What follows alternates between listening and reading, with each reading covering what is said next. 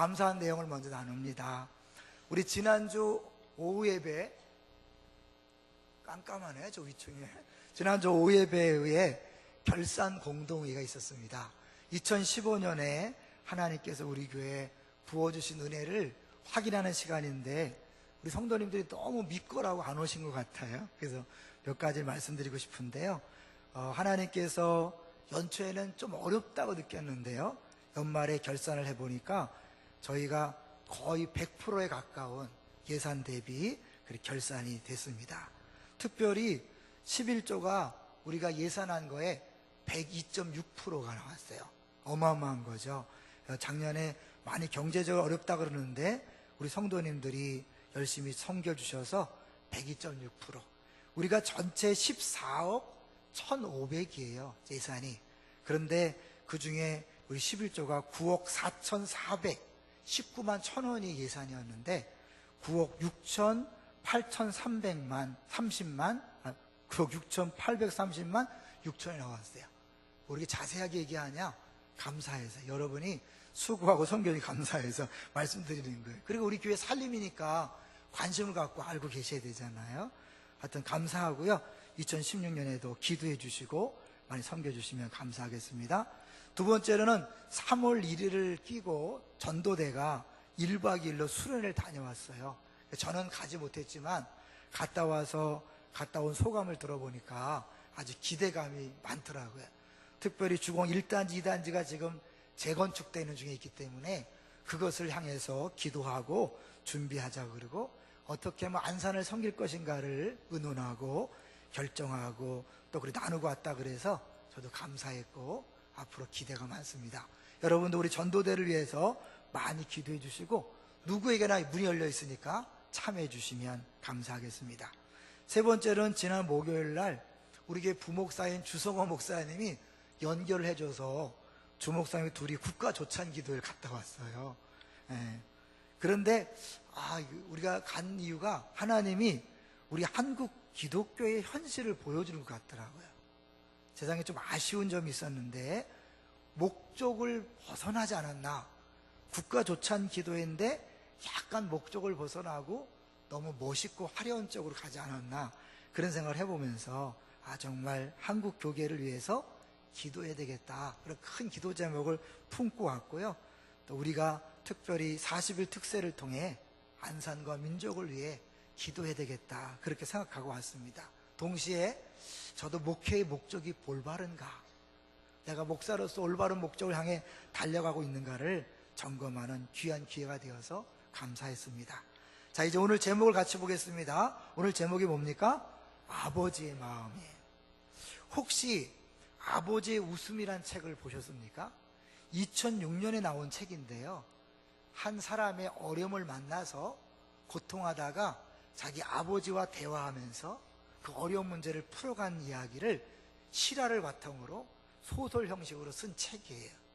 한 사람이 직장에서 정말 목숨 바쳐 충성했습니다. 가정도 돌보지 않고 직장에만 충실했는데 어느 날 구조조정을 통해서 그야말로 잘리고 말았습니다. 그 분노와 억울함, 화를 참지 못해서 막 사람들하고 관계가 깨어지고 하다가 결국 이혼까지 하고 말았어요. 그래서 이제 가도 갈 때 오도 갈 데도 없어서 아버지랑 멀리 지내다가 아버지를 찾아갔는데 그 아버지가 들려주는 여러 가지 얘기를 통하여 많은 깨달음을 얻는 내용입니다. 이제 그 중에 한 가지만 소개하고 싶은데요, 이제 세 가지를 이야기한 다음에 마지막으로 아버지가 아들에게 질문을 합니다. 사람에게는 누구나 머리가 가리키는 방향이 있고 마음이 가리키는 방향이 있다. 대부분 사람은 혼자 있을 때는 마음의 가르침을 따르지만 밖에 나가서는 머리가 가리키는 대로 행한다. 그러니까 눈치 보고 계산하고 행동한다는 것이죠. 현명한 사람일수록 혼자 있을 때나 여럿이 함께 있을 때나 마음의 가르침을 따른다, 이렇게 말해줬어요. 그러면서 이 마음이 머리를 이겨야 마음이 원하는 대로 갈 텐데 어떻게 하면 마음이 머리를 이길까? 그러려면 마음의 문이 열려야 된다는 거죠. 그 마음의 문을 여는 열쇠가 뭘까요?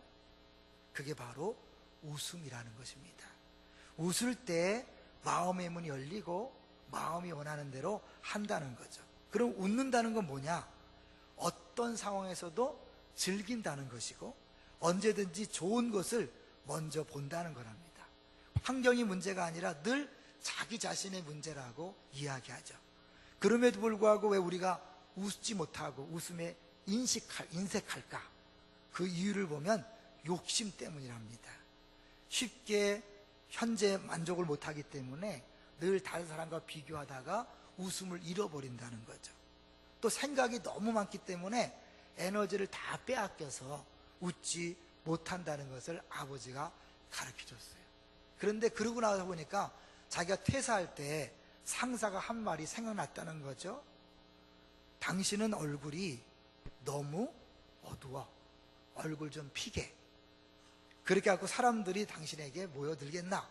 이러면서 충고를 했다는 거죠. 그 아버지의 말과 그 상사의 말이 연결되면서 자기의 문제가 무엇인지를 깨닫고 그때부터 웃음이 회복되고 다시 생활이 회복되었다는 그런 내용입니다. 웃음하면, 기쁨하면 기쁨의 동산교회죠. 그렇죠? 예. 예수 믿는 사람에게 기쁨을 빼놓으면 없으니까 이 웃음이 트레이드 마크고 그럼 우리는 성공의 아이콘들이 돼야 되잖아요. 근데 의외로 기독교인들 중에 웃지 못하는 사람이 많이 있습니다. 왜 웃지 못할까요? 아까는 책의 내용이고 오늘 성경을 통하여 웃지 못하는 한 사람을 같이 찾아보려고 합니다. 오늘 본문을 보시면 잘 아시는 것처럼 탕자의 비유라고 알려진 누가복음 15장의 유명한 내용입니다. 저도 처음 교회 나가서 여름 수련회 갔을 때 천국대 하면서 이 누가복음 15장을 가지고 천국하면서 재밌던 기억이 나요. 그래서 우리는 누가복음 15장 하면 탕자의 비유라고 생각하지만 실제로는 안 그렇습니다.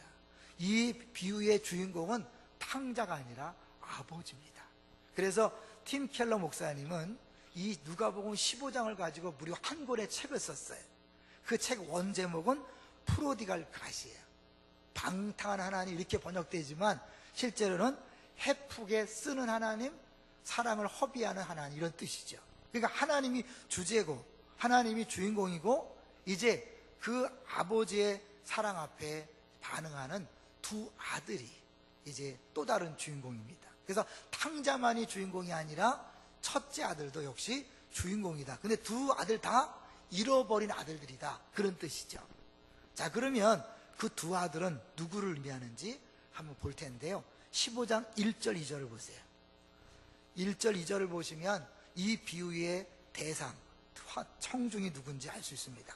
자, 1절과 2절을 같이 읽어보겠습니다. 시작. 나오니 바리새인과 서기관들이 이르되 이 사람이 죄인을 영접하고 음식을 같이 먹는다 하더라. 여러분, 모든 세리와 죄인들이 둘째 아들 탕자를 얘기한다는 건 다 알죠? 그렇죠? 그렇다면 첫째 아들은 누구를 의미할까요?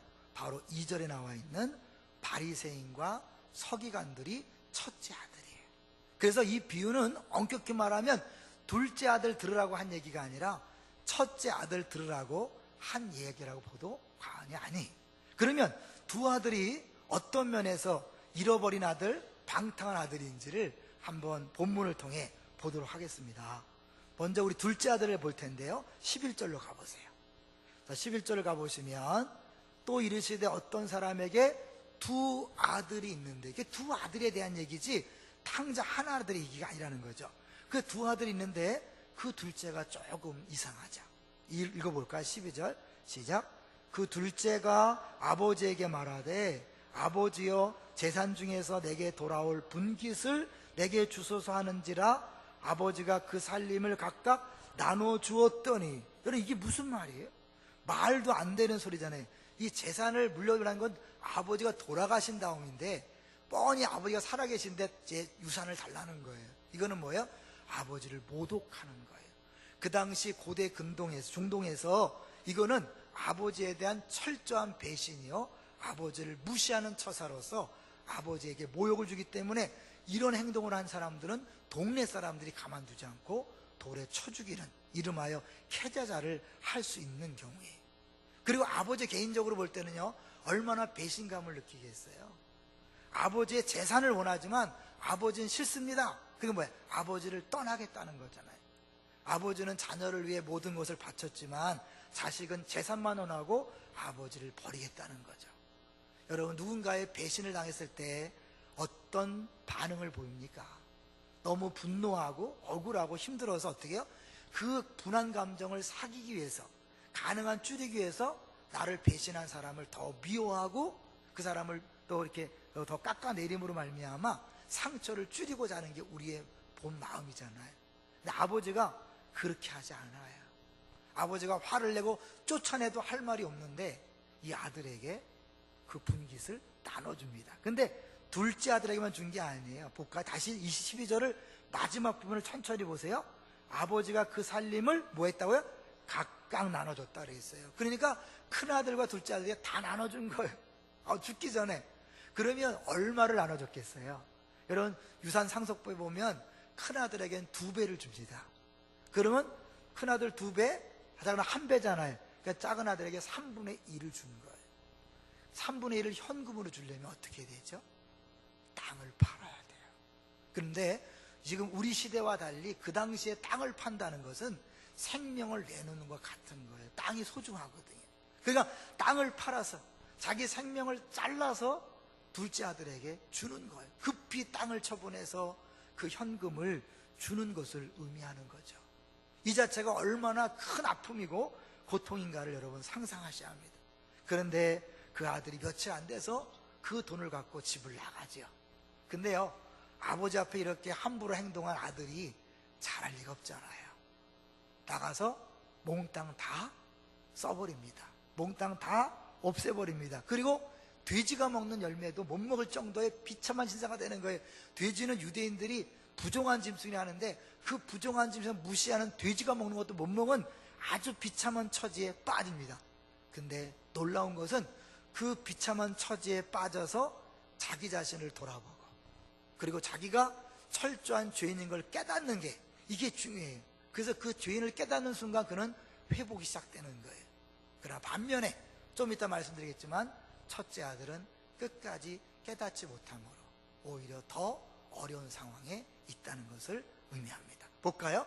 이제 그가 어떤 걸 깨달았습니까? 17절을 보겠습니다. 17절 시작. 이에 스스로 돌이켜 이르되 내 아버지에게는 양식이 풍족한 품꾼이 얼마나 많은가. 나는 여기서 줄여 죽는구나. 돼지가 먹는 것도 못 먹어 굶어 죽게 된 상황에서 아버지 집을 생각한 거죠. 아버지 집에는 품꾼들도 배부르게 먹는데 내가 여기서 뭐하나. 그러면서 그가 자기 자신을 발견하죠. 18절 자기 자신의 확실한 고백. 18절 시작. 내가 일어나 아버지께 가서 이르기를 아버지 내가 하늘과 아버지께 죄를 지어 싸우니. 왜 하늘이 나올까요? 단순히 아버지에게만 죄를 진 게 아니라 그 공동체 전체에 죄를 진 것이고 결국 하나님에게 죄를 진 것이라고 그렇게 인정하는 거죠. 자기를 철저히 깨달은 거예요. 여러분, 죄인인 걸 깨닫는 순간 구원의 길이 열리는 줄로 믿습니다. 그 죄를 깨닫고 이제 뭐예요? 나는 다시는 아들이라고 감히 이렇게 이 부름을 받지 못할 것이다. 다만 품꾼이 하나 써줘서 먹을 것에서 먹게 해달라. 이러니까 마음에 작정하고 가는 거죠. 19절 볼까요? 시작. 지금부터는 아버지 아들이라 일컬음을 감당하지 못하겠나이다. 나를 품꾼의 하나로 보소서 하리라 하고 자기 자신이 얼마나 부족하고 철저한 죄인인가를 깨달았기 때문에 감히 아버지 앞에 나를 다시 아들로 받아달라고 말을 못하는 거예요. 사실이죠, 여러분. 3분의 1 재산을 까먹었는데 또 아들이 된다는 것은 그 남은 3분의 1에 또 상속을 받을 수 있다는 거잖아요. 여러분, 이게 아들로 회복되는 것의 무한한 의미인 거예요. 그런데 아버지는 어떻게 합니까? 그를 즉시 받아들이는데요. 요 20절이 굉장히 놀라운 의미가 들어있어요. 20절 읽어볼까요? 시작. 이에 일어나서 아버지께로 돌아가니라. 아직도 거리가 먼데 아버지가 그를 보고 치긴히 여겨 달려가 목을 안고 입을 맞추니. 여러분, 이 내용을 아마 목사님들이 설교하는 걸 많이 들어봤을 거예요. 이 아버지가 매일 아침 동네 어귀에 나가서 아들이 돌아올 걸 기다렸다. 기약도 없는 기다림을 했다. 그거 들으셨죠? 근데 왜 아버지는 굳이 집에서 기다려야 될 텐데 동네 어귀에 나가서 기다리다가 저 멀리 거지가 돼 돌아오는 아들을 바라보고 달려갔을까요? 아까 처음 말씀드린 것처럼 아버지에게 살아계실 때 돈을 요구한 것은 어마어마한 불명예를 저지른 것이고, 그거는 그 가족의 문제가 아니라 공동체 전체를 부끄러운 게 한 거기 때문에 이름하여 캐자자라고, 중동이나 아프리카에 보면 지금도요 명예살인이라는 게 있잖아요. 잘못하면 돌로 쳐 죽입니다. 제가 케냐 갔을 때 그때도 있더라고요. 막 쳐 죽여도 그걸 정부에서 뭐라고 하지 못해요. 이 당시엔 더 심했죠. 그러니까 이가 그렇게 저질렀기 때문에 그가 동네에 돌아왔을 때 다른 동네 사람이 먼저 보면 돌로 쳐 죽임을 당할 수 있는 거예요. 아버지가 그걸 알기 때문에 매일 아침 동네 어귀에 가서 돌아올 때 어려움 당하지 않도록 하려고 나가 있는 거예요. 그리고 막 달려갔다 그랬어요. 여러분, 그 당시에 어른들, 특별히 주인들은 달리질 않아요. 왜? 달리는 것은 종들이 하는 모습이고 굉장히 수치스러운 일이기 때문에 절대 달리지 않습니다. 우리나라 양반하고 비슷하죠. 동양적인 사고방식이 그런 거죠. 그런데 아버지가 달려갔어요. 자기의 모든 수치를 무릅쓰고 달려가는 거예요. 왜요? 빨리 다른 사람이 보기 전에 빨리 아들을 보호해야 되기 때문에 달려가는 거예요. 이게 이 의미를 알 때 얼마나 아버지 사랑이 큰가를 우리가 알 수 있는 거죠. 여러분, 그렇게 아버지에게 모욕을 주고 아버지를 배신하고 다 재산을 탕진한 그 아들이 돌아왔는데 아버지가 왜 이렇게 신경을 써야 합니까? 이게 아버지의 마음이고 아버지의 사랑이라는 거죠. 그렇게 이제 갔더니 아들이 이야기하잖아요. 자기가 생각했던 것처럼 21절 같이 읽어보죠. 아들이 이르되 아버지, 내가 하늘과 아버지께 죄를 지었사오니 지금부터는 아버지 아들이라 일컬음을 담당하지 못하겠나이다 하나. 예, 그렇기 때문에 그냥 그렇게 종으로 받아줘도 충분해요. 그런데 아버지는 그렇게 하지 않습니다. 22절 보세요. 아버지는 종들에게 이르되 제일 좋은 옷을 내어다가 입혀라. 옷은 신분을 상징하는 것 다 아시잖아요. 옷을 입힌다는 건 뭐예요? 아들로 다시 즉시 회복시키는 거예요. 그리고 반지를 끼워줍니다. 반지는 단순히 멋으로 끼는 게 아니라 이 반지는 도장의 의미가 있잖아요. 도장을 찍을 때 그것이 효력을 발휘하잖아요. 아들의 권세를 다 회복시켜주는 거예요. 그리고 발에 신을 신긴다. 알죠? 종들은 신을 못 신어요. 신을 신는다는 것은 그가 주인의 자리에 다시 오르게 된다는 걸 얘기하는 거예요. 3분의 1의 재산을 다 까먹었어요. 아버지에게 모욕을 줬어요. 아버지를 배반했어요. 근데 하나님 아버지는 그런 우리들을 있는 그대로 바로 받아주셔서 용서하시고 용납하신다는 것을 보여주는 거죠. 우리 가운데는 둘째 아들 같은 사람들도 많이 있습니다. 그래서 바깥에서 죄를 짓고 교회 올 때마다 너무 부끄러워서 감히 얼굴을 들지 못하는 분이 있어요. 네, 거기까지는 잘하셨어요. 그 다음에는요, 하나님의 사랑을 여러분이 바라보셔야 돼요. 여러분이 무슨 죄를 지었더라도 주 앞에 나오는 순간 깨끗이 용서받는 줄로 믿습니다. 내가 옛날에 그랬지만 또 그럴까요?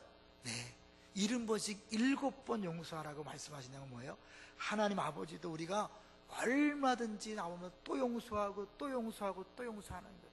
지난주에 가서 용서를 받고 새롭게 됐는데 또 죄를 졌다. 네, 또 용서해 주시는 거예요. 우리가 지난주에 시험에 대한 설교를 했기 때문에 여러분 한 주 동안 많은 시험에 시달렸을 거예요. 우리 성도의 신앙생활은요, 설교와 무관하지 않습니다. 하나님께 설교한 내용대로 경험하기 때문에 여러분 특별히 지난 한 주 동안 더 많이 시험받고 더 많이 죄를 지었을 가능성이 커요. 그러나 여러분 그 모든 죄를 인정만 하면, 내가 죄인인 걸 인정만 하면, 둘째 아들처럼 인정만 하면 하나님은 바로 여러분을 용서하시고 바로 회복시켜주는 줄로 믿습니다. 그래서 다시 한번 여러분이 회복되고 기쁨을 누리는 것이 예배예요. 근데 문제는 뭐냐면 큰아들이에요. 큰아들. 이렇게 둘째 아들이 회복돼서 기뻐하고 아버지도 기뻐하지만 큰아들은 기뻐하지 않습니다. 자, 볼까? 23절을 보겠습니다. 23절에 신을 신긴 다음에 아버지 거기서 끝나지 않습니다. 잔치를 벌립니다. 여기서 이제 문제가 발생하는데요. 23절 시작. 그리고 살진 송아지를 끌어다가 잡으라. 우리가 먹고 즐기자. 지금 이게 세상적으로 볼 때는 좋은 일은 아니잖아요. 근데 아버지 입장에서는 아들이 돌아온 것 자체가 너무 기쁜 일이에요. 27절을 잠깐 볼까요? 뭐가 그렇게 기쁜가? 27절 보면 대답하되 당신의 동생이 돌아왔음에 당신의 아버지가 건강한 그를 다시 맞아들이게 됨으로 인하여 살진 송아지를 잡았나이다 하니, 건강하게 돌아온 것만도 감사하다. 물질이 문제가 아니라는 거예요. 여러분, 하나님이 우리를 얼마나 어떤 면을 보시는지 알겠죠? 여러분의 재산이나 학력이나 이런 게 중요한 게 아니에요. 우리 자신을 보시는 거예요. 우리 자신을 귀하게 여기는 거죠. 자, 이제 이렇게 잔치를 벌려줬어요. 그리고 나서 이 아버지가 종들에게 얘기합니다. 그랬더니 종들이 함께 즐거워해요. 24절 보겠습니다. 24절 시작. 이 내 아들은 죽었다가 다시 살아났으며 내가 잃었다가 다시 얻었노라 하니 그들이 즐거워하다. 그들이 누굽니까? 종들이에요. 하나님, 그 아버지만 기뻐하는 게 아니라 종들도 그 주인의 즐거움에 함께 참여해서 같이 기뻐하는 거예요. 그런데 딱 한 사람이 기뻐하지 않습니다. 25절을 보시면 마다들이 밭에서 열심히 일하다 돌아왔는데 갑자기 풍악 소리가 들리는 거예요. 예정이 없던 잔치가 벌어진 거잖아요. 큰아들도 모르는 잔치가 벌어진 거예요. 그러니까 묻는 거죠. 이 무슨 일이야? 그걸 다시 27절을 읽을 때 이제는요, 이 종들이 뭐에 그 광저점을 두면서 말하는 걸 염두에 보세요. 27절 시작. 대답하되 당신의 동생이 돌아왔음에 당신의 아버지가 건강한 그를 다시 맞아들이게 됨으로 인하여 살진 송아지를 잡았나이다 하니 뭐에 초점이 있을까요? 당신의 동생, 당신의 아버지.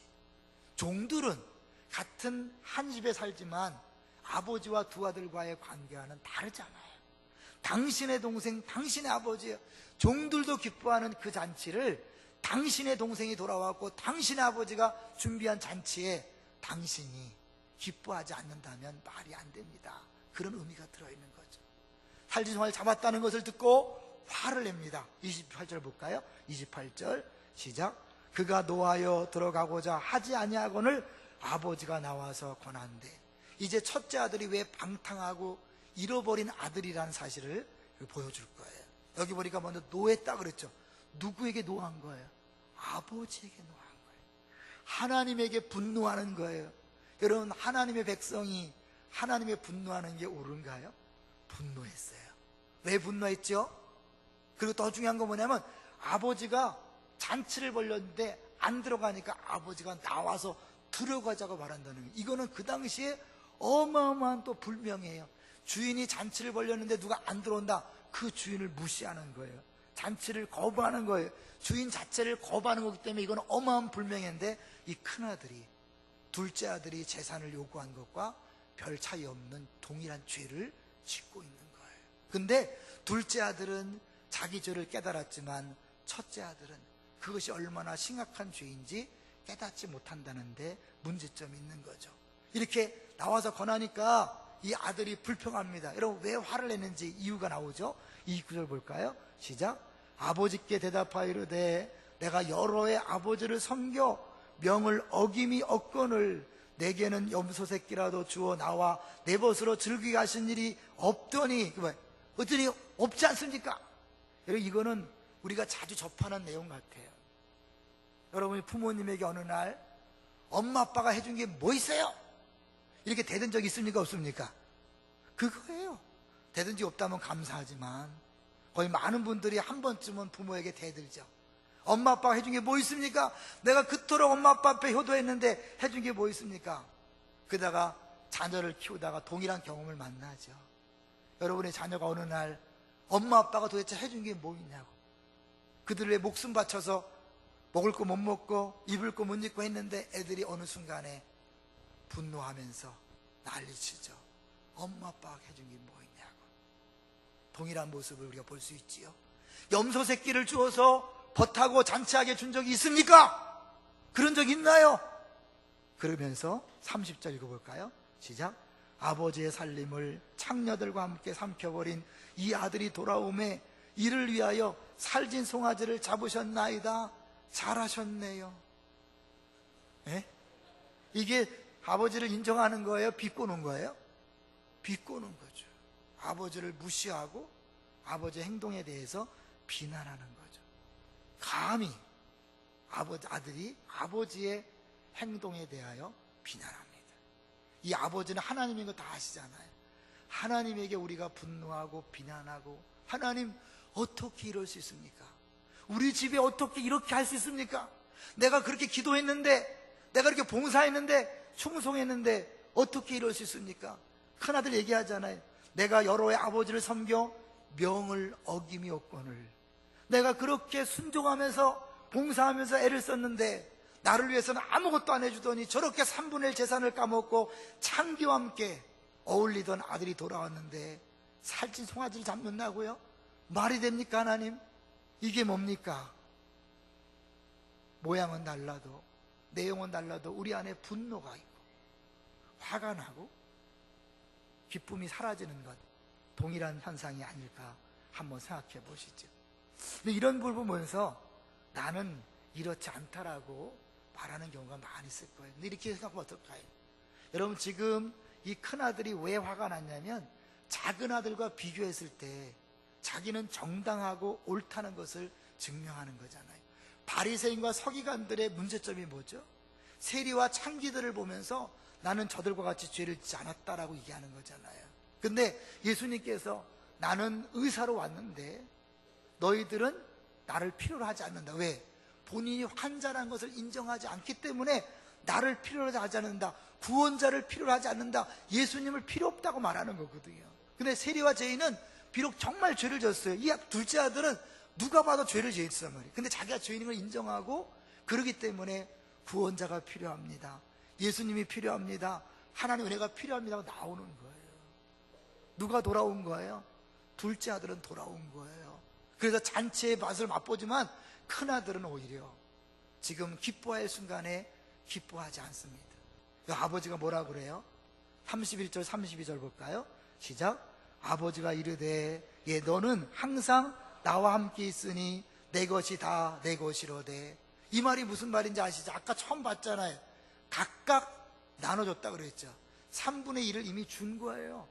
근데 그것을 누리지 못하고 내게 주어진 걸 누리지 못하니까 감사와 기쁨이 없고, 그리고 그걸 못 누리기 때문에 내가 열심히 봉사하고 수고한 것만 자꾸 생각하고 그것이 공로가 되는 거예요. 그것이 율법이 되고 행위가 되어서 하나님 앞에 당당히 요구하는 거죠. 하나님, 내가 이렇게 봉사했는데 수고했는데 기도했는데 하나님 뭐합니까? 하나님 왜 이러십니까? 이건 아니지 않습니까? 이런 게 다 뭐예요? 큰아들의 모습인 거죠. 여러분, 혹시 언제부턴가 얼굴에 기쁨이 사라지질 않으셨습니까? 여러분도 처음 예수 믿을 땐 둘째 아들처럼 아버지가 무조건적으로 받아주시는 그 사랑으로 인하여, 은혜로 인하여 교회만 오면 눈물을 흘릴 때가 있지 않았습니까? 찬송만 해도 눈물이 나고 말씀을 들으면 다 나를 향한 말씀이고 기도하는 것이 너무나 행복하고 좋았을 때가 있지 않았습니까? 그런데 언제부턴가 얼굴에 웃음이 사라지고 기쁨이 사라지고 다른 사람을 평가하고 판단하고 있지 않습니까? 나는 이렇게 열심히 하는데 저 인간은 뭐 하는 거야? 저 인간은 왜 교회 나왔지? 저렇게 죄를 지면서. 혹시 여러분이 저것도 목사라고 이런 그럴 수 있잖아요. 여러분이 누군가 우리 공동체 안에 누군가를 보면서 야, 저 인간 하나님이 가만 놔두나? 저 인간 벼락도 안 맞나? 뭐 이러고 한다면 큰아들과 똑같은 거죠.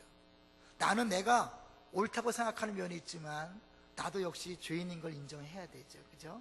바울이 그렇게 열심히 수고가 있었지만 사도였지만 그는 나중에 죄인의 괴수라고 고백을 했어요. 죄인의 괴수였다가 아니에요. 죄인의 괴수다. 봉사하면 할수록, 수고하면서 전도하면 할수록, 사도 역할을 하면 할수록 자기 속에 있는 그 뼈저린 그 죄성, 그 정말 죄의 장아찌라고 표현하는 것처럼 죄에 찌들어 있는, 죄에서 벗어날 수 없는 자기 모습을 보면서 그렇게 많은 은혜를 받고 그렇게 많은 사랑을 받고 그렇게 많은 봉사를 했음에도 불구하고 여전히 교만하고 여전히 자기 중심으로 살아가는 자기 모습을 보고 바울이 죄인의 괴수라고 고백했다면, 우리가 정상적인 신앙생활이라면 내 자신이 죄인임을 고백해서 첫째 아들도 역시 주님이 필요하고 주님 사랑이 필요하다고 말해야 되는데 언제부턴가 나는 이제 둘째 아들 같은 사람들을 평가하고 판단하고 정죄함으로 말미암아 내 안에 기쁨이 사라져 있는 것은 아닙니다. 이 팀켈러 목사님이 이 책에서요, 제일 많은 재밌는 예화를 하나 들더라고요. 한번 잘 들어보세요. 어떤 옛날에 거대한 당근을 기르는 정원사가 있었어요. 근데 정원사가 당근을 기르다가 너무 크고 좋은 당근을 만난 거예요.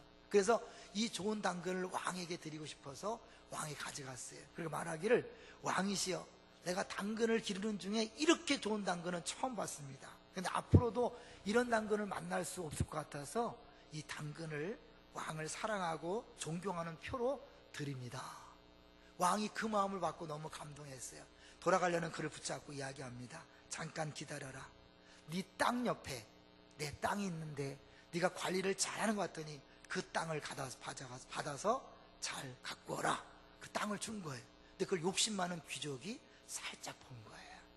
야, 당근 하나를 바쳤는데 저렇게 땅을 선물 받았다면, 더 큰 것을 바친다면 얼마나 큰 것을 받을까. 나쁜 동기로 왕에게 좋은 말을 끌고 갔어요. 까만 종막, 아주 비싼 말을 끌고 가서 왕에게 얘기합니다. 왕이시여, 내가 말을 기르는 중에 이렇게 좋은 말은 처음 만났습니다. 그래서 다음에도 이런 말을 만날 수 없을 것 같아서 왕에게 사랑과 존경의 표로 드립니다. 똑같이 한 거죠. 근데 왕이 그 마음을 다 읽은 거죠. 그러니까 고맙다고 받은 다음에 가라 그랬어요. 그러니까 이 놀래갖고 당황하고 있는 표정을 보고 왕이 이야기하는 거예요. 왜 그런지 아느냐? 그 정원사는 나에게 당근을 주었지만 너는 그 말을 너에게 주었다. 무슨 말이죠? 그 사람은 정말 사랑해서 나에게 당근을 주었지만 너는 그 말을 나에게 준 것이 아니라 너에게 주었다. 대가를 바랬다는 건 뭐냐면 너를 위한 것이다.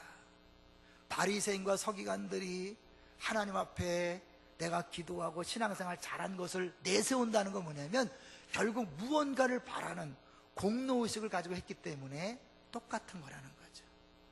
우리가 어느 사이인가 기도하면서 봉사하면서 그것이 하나님을 사랑해서 하는 게 아니라 나의 또 다른 목적을 위한 수단으로 하는 경우가 있다는 거죠. 너무나 많은 사람들이 신앙생활을 그렇게 하기 때문에 결정적인 어려움이 오면 하나님 없다 그러고 분노하고 욕하고 하나 어쩔 수 이렇게 할 수 있냐. 왜? 이렇게 어떻게 이럴 수 있냐는 건 뭐냐면 내가 한 게 있는데 내 공로가 있는데 그렇게 얘기하는 거잖아요. 다분히 자기중심적으로 무언가를 바라는 하나님의 사랑이 아닌 자기 욕심으로 신앙생활하는 거죠. 부끄럽지만 제가 말씀을 준비하다가 저도 옛날에 그랬다는 게 기억났어요.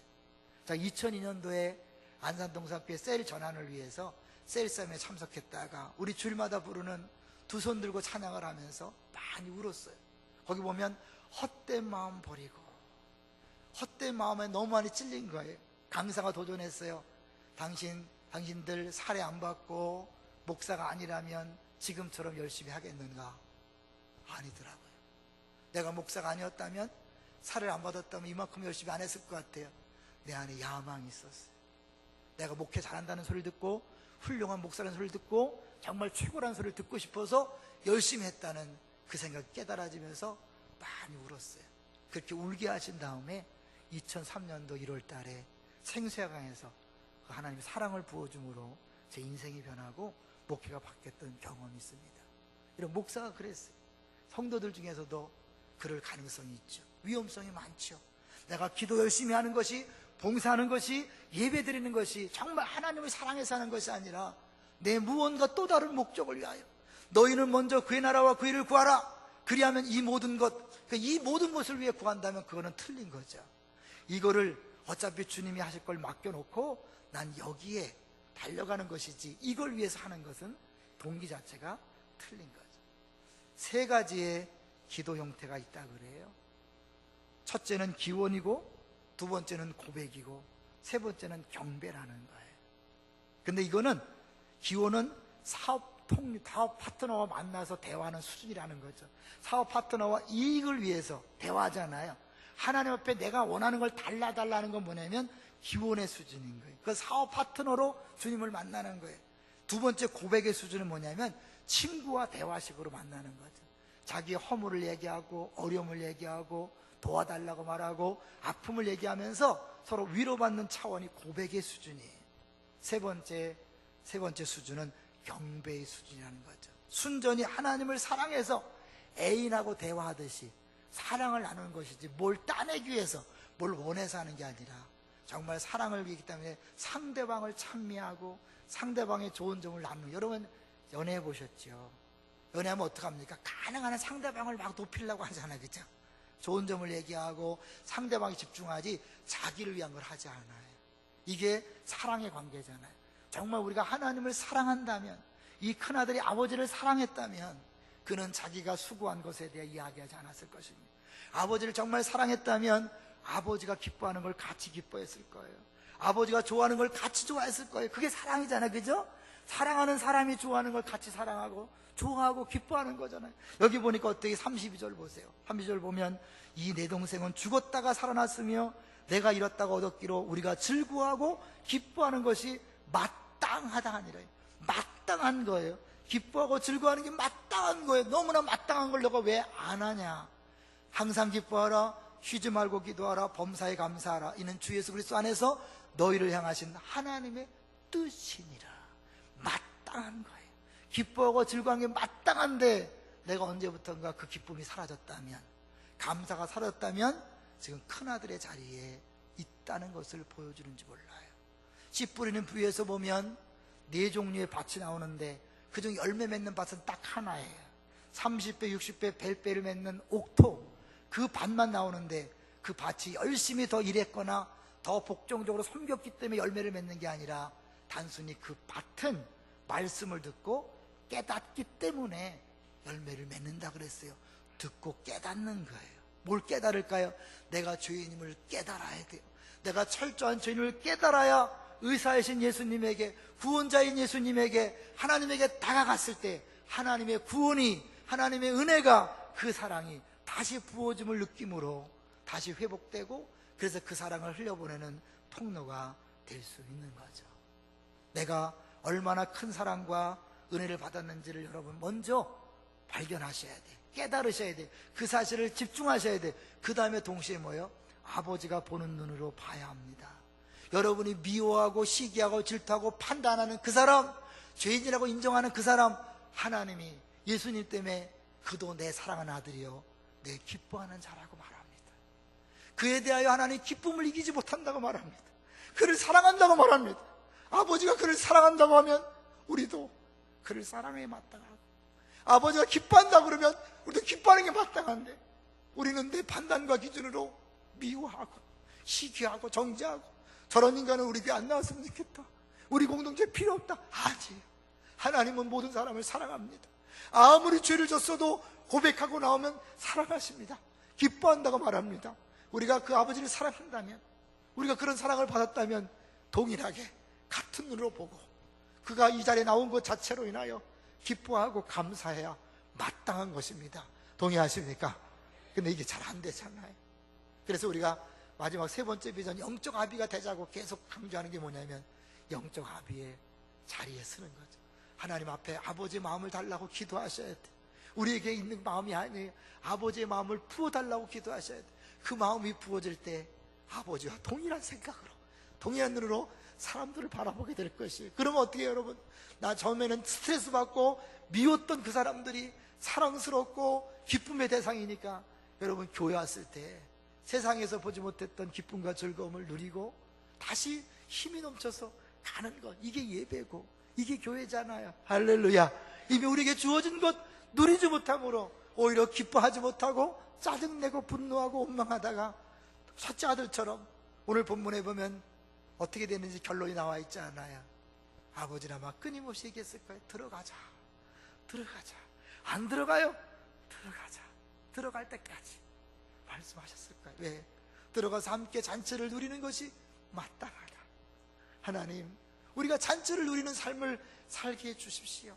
아버지 마음을 부어주십시오. 내 마음이 안 됩니다. 머리를 따라갑니다.